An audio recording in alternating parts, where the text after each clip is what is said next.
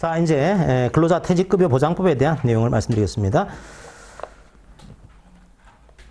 법 많다, 그죠, 진짜, 이게. 엄청 많아. 이거 뭐, 너무 많아서, 이것도 많이 했으면 또 문제라도 많이 내든지, 그죠? 한 법도 한 문제. 이걸 위해서 어쨌든 투자를 하셔야 돼. 안 그러면 또 공부를 안 하면 또 아예 모르시니까 공부할 필요가 있습니다. 자, 이거는 이제 어떤 법인지 설명드리면요. 원래 과거에는 근로기준법에서 이제 제도가 있었어요. 여기 퇴직금 제도가 있었습니다. 자, 그런데 퇴직금 제도의 가장 치명적인 약점은 이런 게 있었거든요. 퇴직금은 이게 사내에 적립하는 거예요. 퇴직금에 대한 재원을. 그런데 회사가 이게 도산을 냈다. 이렇게 되게 되면 퇴직금에 대해서는 최종 3년치 빼고는 이게 우선 변제가 안 되는 구조입니다. 이게 그러니까 아무리 국가가 대신 변제해주는 그 임금 채권 보장법에 따라서 대신 지급하는 게 있다고 하더라도 그것도 3년치까지만 해줘요. 그러니까 만약에 회사가 도산하게 되면은 퇴직금에 대한 보호가 안 될 수가 있는 거죠. 그 다음에 또 한 가지는 퇴직금을 가지고 있다 보니까 아까워 이게요. 이게 사내에 쌓아두고 있는 거거든요. 그럼 차라리 이걸 가지고서 이제 금융사업자에게 이걸 넘겨가지고 이게 주식시장, 채권시장에 이걸 투자하게 되면은 돈이 돌아갈 건데 이게 너무 아깝다. 이게 그런 방향으로 해서 돈이 돌아갈 수 있도록 하자라는 취지로 퇴직연금을 추가시킨 겁니다. 그러면서 얘를 차라리 빼가지고요. 근로자 퇴직급여 보장법에서 독립을 시켜서 여기에 퇴직급여를 두 가지로 만들어낸 거죠. 하나가 퇴직금, 또 한 가지가 퇴직연금. 자, 연금의 구조가 크게 세 가지가 있습니다. 하나가 DB형이 있고요. 원칙적으로는 이제 DB가 DC가 있어요. DB와 DC. 그러니까 DB형을 뭐라고 하는가 하면 확정급여형 이렇게 표현했습니다. 확정급여형. DC형을 확정기여형 이렇게 해요. 자, 이 차이를 말씀드리면 퇴직금은 그냥 회사가요. 사용자가 근로자에게 바로 지급하는 거죠. 얼마를요? 평균임금으로 30일치를. 자, 1년 근무할 때마다 평균임금 30일치로 지급하는 금액, 이게 퇴직금이에요. 그럼 연금의 구조는 뭐냐 하면은 연금의 기본 구조는 이렇습니다. 이게 사용자가 이 퇴직금에 대한 재원을요, 이제 금융사업자에 넘겨줍니다. 연금사업자에게. 연금사업자에게 이 돈을 주고, 그 다음에 연금사업자가 나중에 근로자에게 자, 이 돈을 지급하는 제도예요. 그러니까 기본적으로는 연금사업자가 지급하는 구조니까 이 퇴직금에 비해서는 이제 사회에 적립이 되는 거죠. 퇴직연금은. 이거는 사회에 적립이니까 아무래도 약간 이제 그 보호가 좀 되겠다. 이런 측면이 있고요. 왜냐하면 회사가 어떻게 되더라도 여기는 살아있는 거니까 여기에 대한 문제가 이제 돼 있는 겁니다. 그 다음에 어쨌든 간에 연금사업자가 다 금융기관 쪽이니까 여기 갔더니 상품을 선택해서 돈을 굴려야 되거든요. 돈이 돌아간다 이거죠. 그래서 이런 제도를 만들어냈고요. DB형은 뭔가 하면은 사용자가 연금사업자에게 두는 돈을 저희들이 기여랍니다. 기여. 혹은 부담 그런 표현을 씁니다. 그 다음에 여기서 여기로 주는 돈을 저희들이 급여라는 표현을 써요. 자, 확정급여형은 뭔가 하면은 얘가 확정되어 있습니다. 얼마만큼요? 퇴직금만큼.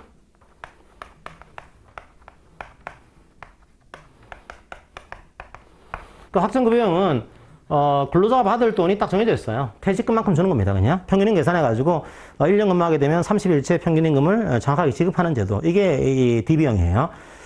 그러면은 어떻게 되는가 하면 요 돈만큼 똑같이 줘야 되는 겁니다. 물론 세금은 다르겠지만 원금액은 똑같아요. 자, 그러다 보니까 얘를 주기 위해서는 여기가 운영을 잘하면 큰 문제가 없는데 운영을 잘못하게 되면은 이 줄 돈이 없을 수가 있어요. 따라서 더 부어야 될 수 있습니다. 이게 요건 달라지는 변동이 되는 거죠. 자, 얘는 달라지고 얘는 확정이 되어 있다. 그런 뜻으로 확정급여다는 표현을 씁니다. 요거는 확정급여형이다. 퇴직금만큼 지급하는 겁니다. 똑같이. 자, 그렇게 하시고요. DC형은 뭔가 하면은, DC형은 여기에 사용자가 있고, 요만 달라지는 거죠. 요 DB형은요, 사용자가 운영하는 겁니다. 기본적으로. 자, 여기에 들어간 돈을 누가 그럼 관리하고 운영하는 거냐? 회사가 하는 거죠, 회사가. 회사가 이걸 굴려가지고 돈을 지급하는 제도입니다, 이게. 그러니까, 기본적으로 상품 운영하는 것은 회사가 하는 겁니다. 근데 확정 기여형은 뭔가 하면, 사용자가 연금사업자에게 기여를 해요. 얼마를요? 여기에 확정이 되어 있어요. 확정. 그냥 근로자의 연간 임금 총액의 12분의 1만 납부하면 돼요, 그냥. 그러니까 이 근로자의 연간 임금 총액의 12분의 1, 한 달치를 납부하게 되면 이거를 운영을 합니다. 누가요? 운영하는 것은 근로자예요. 근로자가 이 연금 사업장에 들어간 이 돈을 운영을 합니다.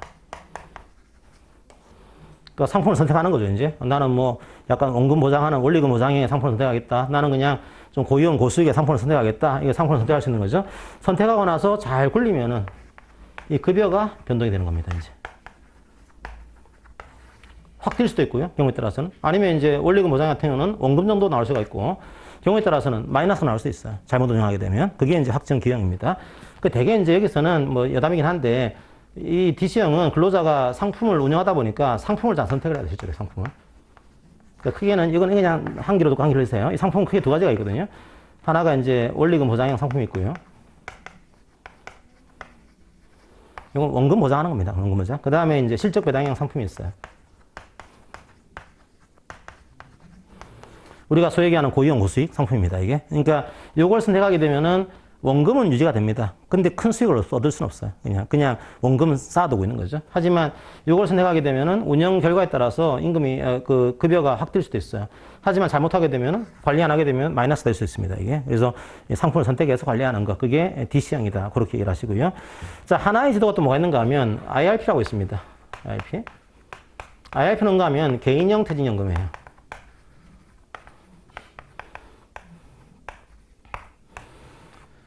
요거는 제도 형태가 두 가지 형태로 인정이 됩니다. 하나가 추가 불입하는 경우도 이게 활용을 하고 이거를요.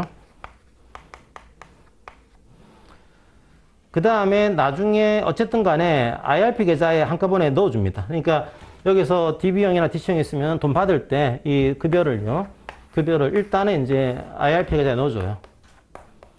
여기에 넣어주고 여기서 이제 인출하는 겁니다. 인출해요.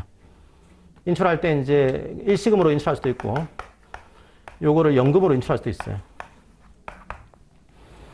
자, 그래서 IRP 계좌는 일시금이나 연금으로 인출할 때 일단 여기 넣어주고 이제 인출하는 겁니다. 그 다음에 내가 약간 추가 불입하고 싶다는 경우에도 추가 불입이 할 수 있어요. 나는 뭐 DB, DC 말고 나는 추가적으로 IRP 계좌에 더 불입하겠다. 이런 경우에 내가 추가 불입해서 한번 굴려보겠다. 이런 경우에도 IRP 계좌를 활용을 합니다. 자, 그 다음에 또 하나의 활용 지점은 뭔가 하면은 이 IRP 계좌는 근로자가 10인 이상 미만 되는 사업장. 원래 이제 연금을 하려면은 DB나 DC를 선택을 해야 돼요. 근데 조그만 사업장들은 이걸 선택하게 되면은 연금 사업자가 별로 환영하지 않습니다. 수수료도 많이 들고 괜히 돈도 많이 들고 이게. 그래서 아예 그냥 10인 안 되는 사업장은 DB나 DC가 아니고 IRP 자기 개인 연금 계좌를 이제 만들었으면은 퇴직연금을 가입한 것으로 우리가 설정한 것으로 원래는 DB나 DC로 설정을 해야 되거든요. 근데 작은 사업장은 요것만 있더라도 인정해 주겠다. 그런 특례가 있습니다. 그런 유형으로 활용되고 있다는 거. 그 정도 이해하시고 보시면 이해가 빠르실 것 같아요. 자, 한번 보겠습니다. 이제 528쪽에 이제 근로자의 정의는 똑같고요. 사용자, 임금, 평균임금 똑같아요. 급여 말씀드렸죠. 이제 근로자에게 지급하는 요 이제 그 돈 이게 급여고요. 퇴직급여 제도는 확정급여, 확정기여형, 그 다음에 중소기업 퇴직연금 기금제도, 퇴직금제도 하나를 초과 안 시키는데 요거는 글쎄 싶어가지고 한 건데 여기에다가 뭐가 나와 있는가 하면 또 중소기업 연금형 퇴직연금이 있습니다. 중소기업 퇴직연금 기금제도.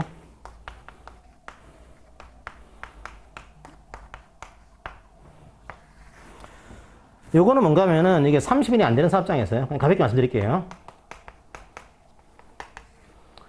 원래 DB나 DC는 서로 간에 약점이 있고 단점이 있습니다. DB는 받을 급여가 확정되어 있다는 측면에서 이제 장점이 있는 구조고요. DC형은 사용자 입장에서는 이게 줄 돈이 딱 정해져 있다는 측면에서 좀 깔끔한 측면이 있습니다. 하지만 이제 받는 급여는 달라진다라고 하는 약점을 좀 가지고 있는 거죠. 그래서 이건 뭔가 하면은 30일이 안 되는 사업장에서는 근로복지공단에서 이걸 운영해 주겠다는 겁니다. 그래서 원래는 이렇게 하는 건데 내는 돈은 DC로 내게 하고요. 받는 돈은 DB로 받게 합니다. 요걸 이제 연기금으로 관리하겠다는 거예요. 자, 연금기금 마련해가지고, 이제 우리가 굴려가지고, 받는 돈은 DC로 우리가 받겠지만은, 우리가 주는 돈은 DB로 주겠습니다. 그러니까 약간 혼합시킨 제도인 거죠. 그게 30일이 안 되는 사업장은 그 특례를 활용할 수 있습니다. 그게 이제 중소기업 퇴직연금 기금제도예요. 기금제도. 요게 퇴직연금이고, 나머지가 퇴직금. 이렇게 되어 있습니다. 퇴직금. 그럼 퇴직연금 제도는 이제 급여형, 기여형, 대인형 이렇게 되어 있고요. 확정급여형, 사전에 급여순이 정해져 있는 것. 확정기여형, 사전에 내야 될 부담금이 결정되어 있는 거. 여기 확정기여형. 개인형, 개인형으로 이제 납입하는 거. 가입자, 가입한 사람 이런 겁니다. 그 다음에 나머지는 쭉 읽어보시면 될 것 같고요. 그 다음에 12번에 사전 지정 운영제도라는 게 있습니다. 최근에 이제 이걸 도입했죠. 이게 뭔가 하면은 IRP라든지 DC형 같은 경우에는 내가 상품을 선택을 해야 돼요. 근데 근로자가 바빠요. 바쁘니까 뭐 이게 상품을 언제 선택하고 할 기회가 없다. 그러니까 만약에 근로자가 운영 지시를 하지 않게 되면 미리 사전에 운영 방법을 정해줍니다. 그러면 내가 지시하지 않게 되면은 그 운영 방법대로 이걸 운영하세요. 이걸 미리 정할 수가 있습니다. 그게 사전 지정 운영 제도고요. 요거 최근에 도입했습니다. 원래 미국에서 이게 잘하고 있는 제도인데, 요거 이제 잘 하시면은 또 연금 부자도 나올 수 있는 거죠. 그것 때문에 요 제도로 이제 했다라고 하는 거, 그렇게 이해를 하시고요. 자, 나머지 이제 넘어가겠습니다. 이제 중요한 것은 이제 나머지 파트, 요거는 기본적인 개념으로 이해하시고, 요 개념을 잘 모르시면은 내용을 잘 모르거든요. 설명드렸고. 그 다음에 이 급여제도의 적용 범위, 모든 사업장이에요, 역시.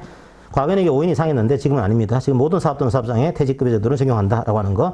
적용 범위 마찬가지입니다. 적용 제외되는 사업장이 동거의 신용만을 사용하는 사업 또는 사업장, 가사 사용인은 이 법을 적용하지 않고요. 그 다음에 적용된다고 하더라도 빠지는 근로자가 있습니다. 두 근로자가 있어요. 첫 번째가 계속 근로한 기간이 1년 미만인 근로자. 10개월 근무했다 퇴직금이 안 나와요. 두 번째, 한 주간의 수정근로 시간이 초단시간, 15시간 미만이다. 이 경우도 퇴직급여를 적용하지 않습니다. 그래서 수많은 이제 알바하는 친구들이 보통 14시간 계약 많이 하죠. 예. 그 14시간 계약하게 되면 1년 근무했다고 하더라도 퇴직금이 안 나와요. 자, 그리고 1년 미만, 뭐 10개월 계약했다? 퇴직금이 안 나오는 구조입니다. 자, 그러면 이제 우리 회사가 선택을 해야 돼요. 퇴직금을 할지, 연금을 할지, 이 제도 중에 하나는 선택을 해야 되는 겁니다. 자, 그 다음에 주의해야 될 건, 차등 금지하고 있습니다. 퇴직급여에 대해서는 차등을 둬서는 안 된다. 이런 설정을 하고 있습니다.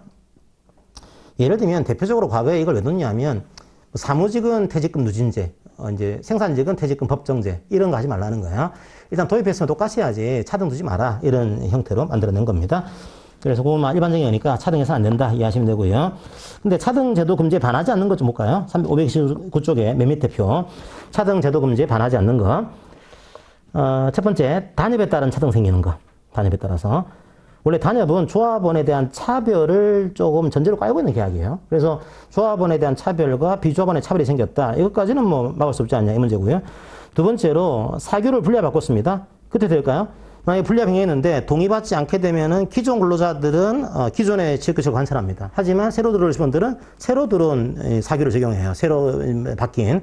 그러니까 기존 사규와 바뀐 사규와 다른 거죠. 이때 차이가 나는 것. 이거는 이제 사규 변경에 따른 문제다 보니까 차등의 의도가 아닌 겁니다. 이게. 그건 허용되고 있는 거예요.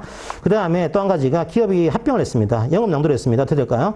자, 기존의 회사의 그런 권리의무로 그대로 승계해요. 승계하다 보니까 차등이 생길 수 있는 거죠. 하지만 이건 차별의 의도가 아닌 겁니다. 허용되고 있는 거예요. 자, 그렇게 이해하시면 되겠습니다. 자, 이제 또 하나 중요한 거, 503쪽에 도입제도 변경 절차입니다. 만약에 이 제도를 도입하려고 그래요. 그러니까 이게 뭐 연금 퇴직급여 제도를 설정하는 겁니다. 퇴직금으로 할지 연금으로 할지 설정합니다. 그 다음에 퇴직금을 연금으로, 연금을 퇴직금으로 예를 들면 뭐 거의 다 퇴직금을 퇴직연금이죠. 이 제도를 설정하거나 퇴직금을 연금으로 바꾼다. 이 경우에는 그냥 할 수 있는 게 아니고 과반수가 되는 노조가 있는 경우에는 그 노조, 없는 경우에는 주의하셔야 돼요. 여기는 근로자 과반수를 대표하는 자가 아니에요. 근로자 과반수입니다. 그냥 취업규칙하고 유사합니다. 이게 근로자 과반수의 동의를 받아야 돼요. 즉, 이 급여제도를 설정하거나, 이건 내용 바꾸는 게 아닙니다. 제도 설정이에요. 제도를 설정하거나, 제도를 바꿀 때는 동의가 필요하다. 이렇게 하시고. 일단 설정을 했습니다. 설정한 다음에 내용을 바꾸려고 그래요. 분리하지 않을 때는 의견, 분리할 때는 동의. 그러니까 취업규칙과 굉장히 유사합니다. 이게.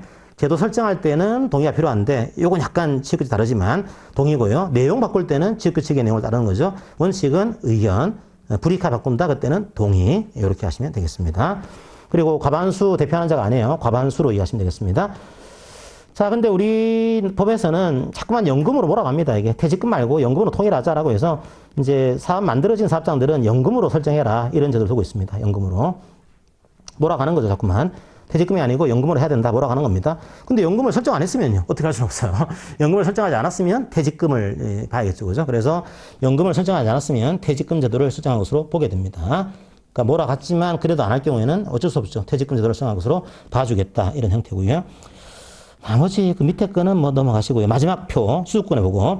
자, 연금 제도의 특징 중에 하나가 이 급여를 받을 권리를 양도, 압류, 담보 제공할 수 없습니다. 이게. 자, 이건 퇴직금이 아니에요. 퇴직금은 2분의 1까지는 이게 압류할 수 있거든요. 근데 연금은 그렇지 않습니다. 연금은 다 금지예요. 양도, 압류, 담보 제공을 다 금지합니다. 자, 이렇게 하시고요. 자, 맨 밑에 25번 문제 한번 풀어볼까요? 530쪽에 맨 밑에 문제, 25번 문제. 풀어보시고.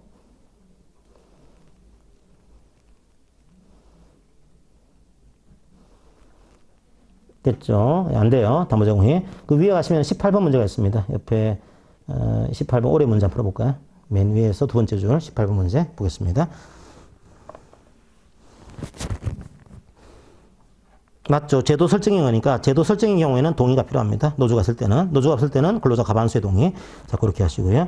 자, 그 다음에 퇴직금 제도를 적어놨는데 요즘은 퇴직금 제도가 잘 문제가 안 나와요. 안 나와서 이건 여러분들이 나중에 공부하실 때 참조하시라고 제가 길게 적어둔 거고 상세히 보진 않겠습니다. 자, 퇴직금 제도의 가장 중요한 특징은 531쪽에 두 번째 줄 계속 근로기간 1년에 대해서 31분 이상의 평균임금을 퇴직금으로 퇴직하는 근로자에게 지급하는 제도. 이게 퇴직금이에요. 그러니까 중요한 게 계속 근로한 기간이 있어야 되는 겁니다. 계속 근로한 기간이 1년이 되는 거냐. 이게 중요한 거죠. 그래서 이제 기간에 대한 판례들이 쭉 나와요. 근데 요즘 최근에 이게 잘 안 나오니까 나중에 시간 되실 때 기간을 보통 합산합니다. 예를 들면 계약직 근로자가 1년 근무하시고 또 1년을 이어져서 바로 근무했어요. 그러면 2년 근무하신 겁니다. 이게 2년치를 지급해야 되는 거예요. 그런 내용을 쭉 적어놨습니다. 자, 참조를 좀 하시면 되겠습니다. 쭉 넘어가요. 이제 넘어가고 이제 요거는 안 보겠습니다. 안 보고 534쪽으로 바로 올게요. 534쪽으로 바로 오겠습니다. 534쪽에 이제 2번. 그러니까 옛날에는 문제가 잘 나왔는데 요즘은 잘 안 나옵니다. 안 나와서 2번을 볼게요. 근데 여기서 하나 기억해야 될 게 퇴직금의 법적인 성질은 이해할 필요가 있습니다. 자, 이거는 그 자체가 나오는 건 아니지만 나중에 퇴직금에 대한 판례가 나올 때 이걸 이해를 하셔야 돼요. 퇴직금에 대한 우리 판례 기본 입장은 공로보상설 아니고요. 생활보장설 아니고요. 후불임금설이에요. 우리 판례 입장은 퇴직금은 끝에 청구권이 발생하는 임금 그렇게 하게 됩니다. 그러니까 아직 재직기간 중에는 퇴직금에 대한 청구권이 발생하지 않은 것으로 그렇게 일합니다. 그래서 만약에 퇴직금에 대해서 제대로 바꾸더라도 개인 근로자의 권리를 포기하는 게 아니에요. 이게요. 단협으로 바꾸는 것도 가능합니다. 이게 만약에 개인 임금이라고 한다면 이미 나한테 처분권이 넘어와 있는 임금은 개인 근로자가 포기를 해야 됩니다. 하지만 퇴직금은 아직까지 넘어온 게 아닌 거죠. 단협으로 감액하는 것도 가능하다. 이런 논리가 만들어지는 거죠. 그 정도 차원에서의 후불임금이다. 그것만 이해하시고 넘어가시면 되겠습니다. 자, 이제 그렇지만 퇴직금에서 하나 기억해야 될 거 536쪽이에요. 예, 중간정산은 기억할 필요가 있습니다. 중간정산. 자, 그래서 퇴직금은 기본적으로 후불임금이다 보니까 퇴직할 때 지급하는 거예요. 그런데 만약에 제가 퇴직을 안 했어요. 그럼 퇴직금에 대한 청구권이 없는 거죠. 근데 만약에 중간에 약간 목돈이 필요해요. 목돈이. 뭐 근로자가 목돈 나올 때가 빤하잖아요. 그죠? 뭐 어떻게 나왔어요. 그죠? 아무것도 없잖아요. 저희들은 퇴직금 하나 있는 겁니다. 이게. 그죠? 이거라도 있어야지. 그죠? 이게 심각하죠. 이것도. 어쨌든 간에 퇴직금이 있어야 되는데 퇴직 안 했어. 그렇다고 해서 이 목돈을 받기 위해서 퇴직하겠습니다. 이렇게 할 수는 없는 거죠. 그래서 뭐가 있는가 하면 이런 목돈이 필요할 때 중간에 퇴직하지 않았지만 퇴직금을 중간에 정산할 수 있는 그런 사유가 있습니다. 자, 이런 사유가 있어야 돼요. 이 사유가 있는 경우에 근로자가 내가 기왕에 일한 요 퇴직금에 대해서는 청구하겠다. 이걸 청구할 수 있습니다. 사용자는요, 반드시 해야 되는 거냐? 그렇지 않고요. 할 수 있습니다. 이게. 중간에 할 수가 있다는 거예요. 무조건 근로자가 요구했으면 중간에 정산해야 되는 거냐? 그렇지는 않고, 근로자가 이런 사유가 있는 경우에 중간에 정산하겠습니다. 청구할 수 있고요. 사용자는 이걸 허용할 수 있어요. 그러니까 이건 다 해야 되는 거 아니고, 이런 사유가 있어야 되는 겁니다. 그리고 사용자도 할 수도 있고, 안 할 수도 있고, 이런 구조예요. 그러면 어떤 경우 할 수 있는 거냐, 이거죠. 목돈이 어떨 때 될까요? 여러분들이. 정산 사유를 적어 놨습니다.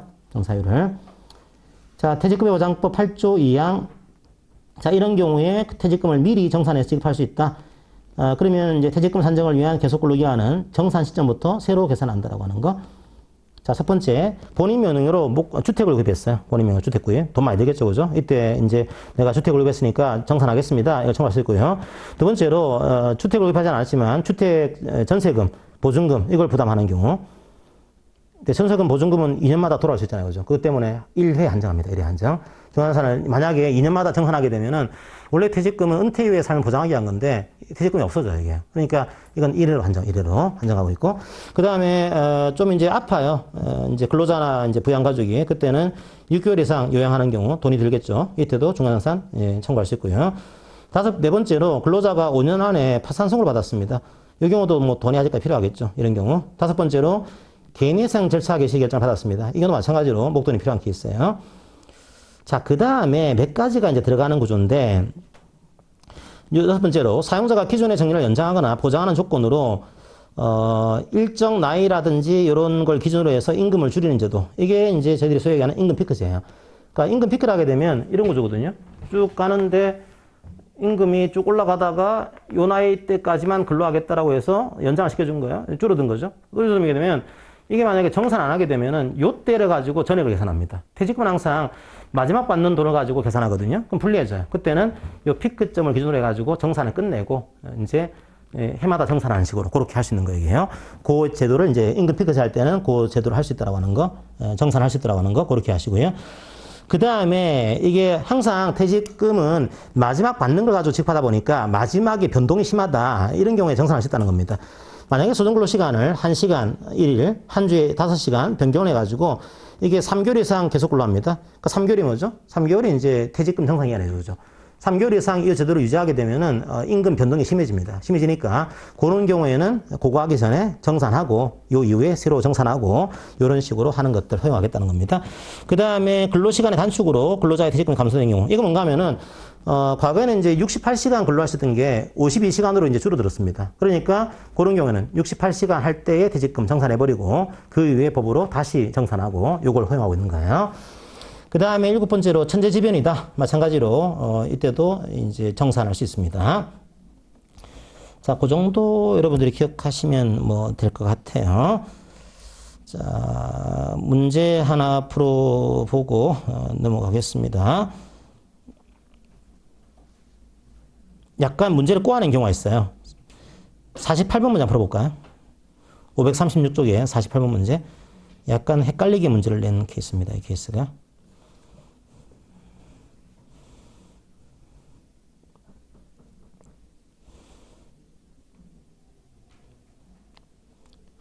제 개인적으로는 비급한 문제라 생각해요. 3개월 이상 해야 됩니다, 이게. 그러니까 바꿨다는 것만 되는 게 아니고 3개월 이상 이게 변동이 돼야지만 할 수 있어요. 비겁한 문제였습니다. 이러면 바람직하지 않아요, 제가 볼 때는. 어쨌든 그런 게 있다라고 하는 거. 그거 가끔 나오니까 정산 사유는 좀 이해를 하시면 좋을 것 같습니다. 자, 그 다음에 퇴직금의 지급. 여러분들이 배웠습니다. 538쪽에, 7쪽에 퇴직금의 지급. 언제 배웠냐면, 여러분들이 그 퇴직했을 경우에 14일 이내에 정산을 끝내야 된다. 그때 14일 이내에 정산을 끝내야 되는 것 중에 하나가 임금도 있지만 퇴직금도 있어요. 그래서 퇴직일로부터 14일 이내에 퇴직금을 정산을 끝내야 되고 15일째부터는 이자가 세게 붙는 거죠. 자, 그게 4번입니다. 자, 퇴직금 채권의 소멸시효는 3년입니다. 3년의 소멸시효를 가지고 있다고 하는 거 이해하시고요. 우선 변제는 봤으니까 이건 넘어가도록 하겠습니다. 자, 이제 연금 제도를 좀 보도록 할게요. 그러면 저희들이 연금 제도는 이제 DB나 DC 요걸 일단 먼저 보겠습니다. 그러면 얘를 하기 위해서는 어떻게 해야 되는가 하면 규약을 만들어야 돼요. 규약을요. 이 제도를 도입하기 위해서는 규약을 만들어야 되고 규약의 내용이 있을 겁니다. 이 내용 중에 공통으로 들어가야 될 내용들이 있을 것이고 조금 이제 이 제도만의 특이한 내용이 들어가 있을 거예요. 먼저 공통으로 들어가야 될 내용들 이걸 좀 보도록 할게요. 자, 먼저 규약을 작성해야 되는데 2번입니다. 2번의 첫 번째 줄.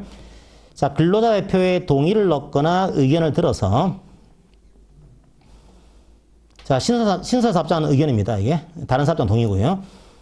자, 그래서 동의를 얻거나 의견을 들어서 연금 규약을 작성해가지고 노동부 장관에게 신고해야 됩니다. 이게 퇴직연금 규약 작성해서 노동부 장관에게 신고하도록 하고 있다. 그럼 연금 규약에 뭐가 들어가냐 이거죠. 첫 번째 연금 사업자, 두 번째 가입자, 세 번째 가입기간. 뭐 이건 일반적인 거니까 그렇게 하시고요. 중요한 거는 이제 가운데 겁니다. 급여 종류와 수급 요건 등의 안상이에요. 자, 그럼 나중에 요 말씀드린 대로 이 퇴직하게 되면은 나중에 이 연금 사업자에서 이제 IRP에 넣어주고 나중에 이 내용 들어가지고 연금으로 받을 거냐 일시금으로 받을 거냐 이걸 인출할 수가 있어요. 자, 연금은 조건이 있습니다. 그냥 주는 게 아니고 나이가 만 55세 이상이 돼야 돼요. 그 다음에 연금을요 10년 이상 불입해야 됩니다. 그리고 연금 수급 기간이 5년 이상이 돼야 돼요. 자, 이렇게 되면 연금으로 인출할 수 있습니다. 나이가 만 55세 이상, 10년 이상 불입, 그리고 연금의 수급 기간은 5년 이상, 이렇게 규약을 만들어내는 거죠. 요게 안 되면 일시금, 혹은 요게 됐다고 하더라도 요걸 원하면 일시금, 그렇게 할 수 있는 거예요. 그래서 요 규약을 요걸 만들어내는 겁니다.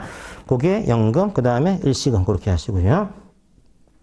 그 다음에 기타 뭐 이제 그 여러 가지 사항들은 한번 읽어보시면 되겠습니다. 자, 근데 이런 거 있더라고요. 우리나라에서 일시금이 많을까요? 연금이 많을까요? 인출할 때? 일시금이 압도적이에요. 제가 볼 때는. 원래 정부가 만든 기본적인 취지는 이거였거든요. 연금으로. 은퇴 후의 삶을 보장하기 위해서 한 5년 이상 연금 받으면은 나름대로 이제 국민연금도 이제 뭐 제가 은퇴할 때가 되면은 거의 65세가 수급 연령이거든요. 그러면 60세, 그러니까 노무사가 좋은 것 중에 하나는 은퇴 연령이 없으니까 좋긴 한데, 어떤 간에 보통은 60세에 은퇴를 한다 치면은 60세부터 65세까지 크레바스가 생깁니다. 이게 갭이 생기는 거죠. 그때 이제 이런 걸 좀 메꾸라는 겁니다. 이 국민연금 받기 전까지 약간 연금으로 메꾸세요. 이거 좋은데, 없어요, 이거요. 다 써버린 거예요. 왜냐하면 은퇴할 시기가 돈 많이 드는 시기입니다. 이게 자녀들 뭐 시집장가 보내고 본인도 뭐 장사해야 되고 그러다 보니까 이게 안 돼요. 그래서 우리나라가 되게 뭐랄까, 고령 사회에서의 그 불안정이 큽니다, 굉장히. 그래서 앞으로 고민해야 되는 그런 영역이에요. 너무 많다. 이게 거의 압도적이에요. 요거 받는 사람 저 거의 못 봤어요, 저는요. 뭐 이걸로 다 끝내더라고요. 아쉬울 때가 좀 있습니다. 원래는 취지가 그런 게 아닌데, 그렇게 봤습니다. 자, 그렇게 하시고요. 그 다음에 DB형은 뭔가요, 그죠? DB형은 그러면 특이한 내용이 있겠죠, DB형은. 아까 DB형은 특징이 뭐였습니까? 부담분이 있고, 그 다음에 급여분이 있었죠, 그죠? 급여를 얼만큼요? 퇴직금만큼 주겠다. 이게 들어가 있어야겠죠.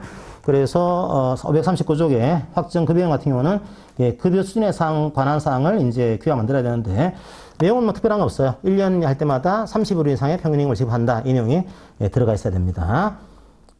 자, 그리고 나머지는 뭐 평균임금에 대한 기본적인 내용으로 들어가 있고요.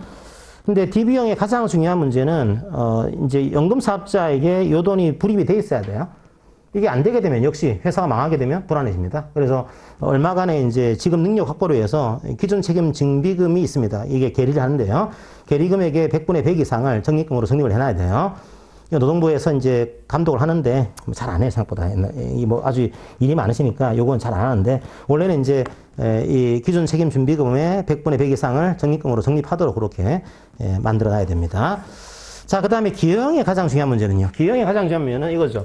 기여는 요 부담분이 중요했죠, 부담분. 얼마를 이제 부담하는 거냐, 요거는 연간 임금 총액의 12분의 1. 요걸 부담하는 거다. 요게 들어가 있어야 됩니다. 그게 540쪽에 부담금의 납입에 대한 사항이 나오죠. 사용자는 매년 1회 이상 정기적으로 부담금을 납입해야 될 의무가 있습니다. 오히려요, DC형은요, 중소기업이 많아요. DB형은 대기업체가 많은 편이고, DC형은 중소기업이 많은 편입니다. 왜냐하면 사실은 DC형은요, 매년 12분의 1만 근로자 개인 계좌예요, 실제로 이게. DC형 계좌는. 이건 사용자가 운영하는 게 아니고 근로자가 운영을 해야 되거든요. 그래서 근로자 개인 DC형 계좌에 10분의 1만 납부하게 되면 사용자는 끝. 할 거 없어요. 이제 근로자가 운영하는 겁니다. 그러다 보니까 과거에 이게 중간용산이랑 아주 흡사합니다. 흡사해서 중소기업은 좀 편하죠. 편하고 아무래도 DB형보다는 임금 부담이 줄어듭니다, 기본적으로. 왜 그런가 하면 DB형은 이런 거거든요. 마지막 급여를 가지고 전액을 지급해야 돼요. 이게 DB형이에요. DC형은요, 매년 정산을 끝내는 겁니다, 이게. 급여가 아무래도 작겠죠, 그죠? 그래서 DC형은 중소기업이 좀 더 많이 하고 있는 구조고요. 그래서 얼마를 납부하는 거냐, 그게 중요한 구조입니다. 매년 1회 이상 정기적으로 부담을 납부해야 되고, 맨 위에 보시면 연간 임금 총액의 12분의 1에 해당하는 부담금을 납입해야 된다. 이렇게 하시면 되겠습니다. 근데 그 사용자가, 근로자가요, 내가 조금 더 부담하고 싶다. 나는 뭐 내가 어차피 이거 운영하는 거니까 나는 조금 더 붓고 싶어. 이런 경우는요, 자기가 조금 더 붓는 것도 가능합니다. 추가 부담금 납부해가지고 운영하는 것도 가능해요. 자, 그렇게 하시고요. 그럼 여기서 중요한 것은 이 적립금을요, 근로자 개인이 운영을 해야 돼요. 어떻게 할 거냐, 이게 들어가야 돼요. 그게 가입자는 적립금의 운영 방법을 스스로 선정할 수 있고요. 반기마다 1회 이상 변경할 수 있습니다. 운영 방법을. 반기마다 1회 이상 적립금의 운영 방법을 변경할 수 있고. 그럼 연금사업자는 어떻게 되는 거예요? 연금사업자는 이걸 알려줘야 돼요. 반기마다 1회 이상. 이게 3가지 이상의 적립금의 운영 방법을 제시해야 될 의무가 있습니다. 자, 이거는 원리금이고요. 이거는 고위험 고수익이고 이런 식으로 다른 3가지 이상의 상품을 제시해야 될 그런 의무를 가지고 있다고 하는 거. 자, 그렇게 이해하시면 되겠습니다. 그 다음에 개인형입니다. 개인형. 개인형은 어떻게 운영하는 거냐? 첫 번째, 일단 DB나 DC를 하더라도 일시금을 수령할 때 IRP로 일단 집어넣습니다. 그때 개인형 퇴직연금 IRP를 활용하고요. 그 다음에 내가 개인 부담으로 조금 더 불입하고 싶어요. 이때 IRP 계좌에 이걸 불입할 수가 있습니다. 그게 이제 두 번째로 활용이 되는 구조고. 자, 이건 뭐 DC형과 똑같이 이제 관리하는 거다. 본인이 관리하는 거예요. 본인이 운영해서 본인이 받는 제도, 이게 IRP고. 여기서 중요한 제도는 오히려 542쪽입니다. 542쪽에 양가로 2번. 10인 안 되는 사업장은 IRP 계좌만으로도 퇴직급여 제도를 설정한 것으로 간주해 줍니다. 이게 조그만 사업장들은 아무래도 이제 이 연금 그 DB나 DC 운영하기가 쉽지가 않거든요. 그래서 요거는 그냥 개인 연금 요거를 뭐 만든 경우에도 우리가 인정해 주겠다. 그런 예외를 좀 인정을 하고 있어요. 어떤 경우에요? 개별 근로자의 동의를 받거나 개별 근로자가 요구하는 경우 이때는 IRP만으로도 인정해 주겠다. 이런 제도를 가지고 있습니다. 나머지는 뭐 많긴 한데 이거 어떻게 보겠어요. 그래서 나중에 여러분 시간 나실 때 기출된 거 중심으로 좀 읽어보시면 되겠습니다. 마지막에 545쪽 보겠습니다. 545쪽에 연금제도가 폐지가 됐습니다. 운영이 중단됐어요. 어떻게 될까요? 그때부터는 퇴직금 제도를 적용합니다. 어떻게 할 수 없죠. 그죠? 그래서 연금제도가 이제 중단되게 되면 뭐 그때부터 어떻게 할 수 없으니까 퇴직금으로 이걸 지급해야 돼요. 자, 그렇게 이해하시면 되겠습니다. 자, 문제를 하나 풀어보고 넘어가겠습니다. 549쪽에 오셔가지고 5번 문제, 올해 문장 풀어보겠습니다. 또 549쪽에 5번 문제, 올해 문장 풀어보세요.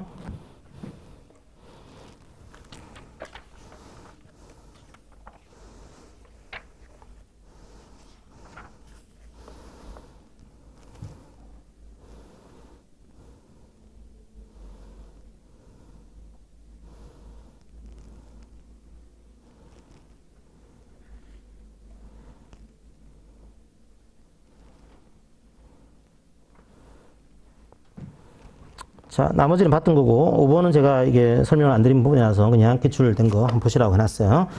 요거는 이제 매년 1회 이상, 이게 노동부령에 정하는 바에 따라서 가입자에게 적립금액이라든지 운영 수익률 등을 알려야 되고요. 아까 또 뭐가 있었죠? 이게 다른 것 중에 하나가 반기별로 이제 상품을 이제 알려주는 거, 그건 반기별로 이제 3가지 상을 상품을 이제 알려줘야 돼요.